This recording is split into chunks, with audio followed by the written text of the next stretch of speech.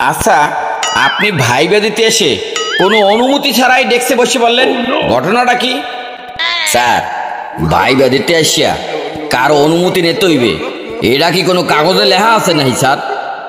আচ্ছা, এবার আপনি বলুন তো, কোন পাখির ডানা আছে কিন্তু উঠতে পারে না? স্যার, এটার উত্তর হলো মরা পাখি, মরিয়া থাকে বললিয়া উঠতে পারে না স্যার।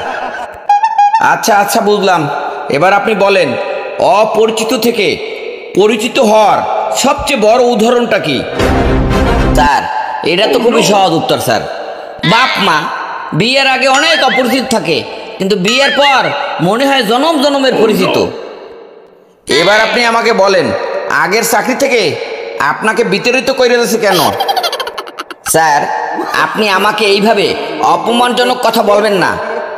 আমাকে বিতাড়িত করছে মানে আমি চাকরি ছেড়ে দিছি।